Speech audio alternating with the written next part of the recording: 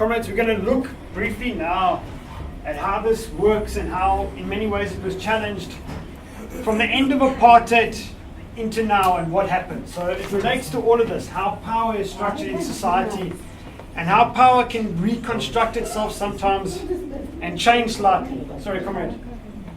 No. All right, so that's what we're going to do. But I think the key thing, comrades, is in human history, the comrade said we always had this. In human history, we didn't always have this. For the vast majority of human history, thousands and thousands of years, there were no classes. We were actually material and equal. It meant we had the same sort of stuff. And in fact, human society in the beginning was what they call egalitarian. We shared things. And you go across the world, that's how society was. It's only when you have classes emerge, then you get the state emerging to enforce these people's rule. It's the first time a state emerges. Oh, sorry. I think, like, if I had you like to say that in human history, there's this kind of thing. You said so. For most of it, I'm not saying that in more recent history this has existed, but people have been around for thousands and thousands of years. Like some people say, people have been around human society for 200,000 years, and they say for 190,000 years this existed nowhere. There was no economy. There was no class. There was an economy, but it was shared. There were no class structures. People didn't exploit one another. People didn't get rich by making you work for them. You work collectively. It's only recently we have this. It's only recently we go work for other people who then take our labor. It's quite a new thing.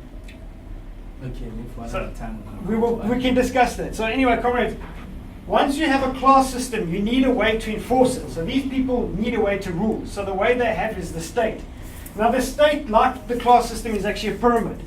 So it works with the ruling class that are capitalists, and capitalists influence it because they have a lot of power, because they own things. So they're very influential in the state. But the state itself is a pyramid. So up top you'll have like a president, you'll have the ministers. They make decisions. You have parliament there as well at the top, slightly below them. They make the law. But you also have people that are never elected. The vast part of the state, the big majority of the state, is not elected. The generals aren't elected by us. So we elect people to go to parliament. And what we do when we say we elect them to go make decisions for us. We're saying you can decide. So in a way, because it's a pyramid, they're actually unaccountable. They will decide, and we say by electing them, you have a right to decide. But you'll have only a certain portion is elected. So 400 people are elected by us, that's parliament. They elect the president, we don't elect the president. But the president ultimately has decision-making power with his cabinet.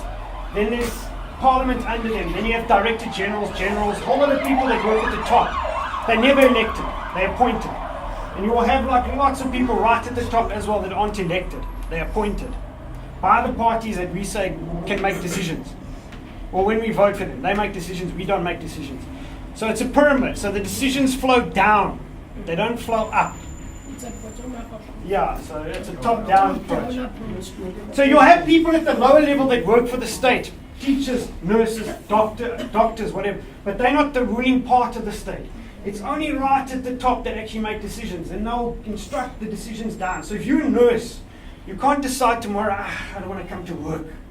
There's some manager in the hospital that says you must come to work. He's being instructed by a deputy general, who's instructed by someone else called the director general, who's instructed by the minister, who ultimately gets his mandate from the president. So it's top down, and it keeps this system in place. So what it also does, and I don't know if I nearly touched on it, but this system is not just through force. So it's not just the police that come to us when we protest and shoot. It's ideological. And schooling is a good thing. We need education. But our education that we have is ideologically driven by this. So if you're in a township, you generally get education to make you a worker. That's reality. And we're told through our education that this is fine. This is how the world has always been. The media plays a key role in this. The media always tells us, you want to overturn the system, you're mad. The media are owned by capitalists. That's why they tell us that. So if we had our own media, maybe things would be different, but they own the media and they say, no, this is silly. What are you talking about overturning the system? There's always been managers. There's always been bosses, but it's not necessarily true.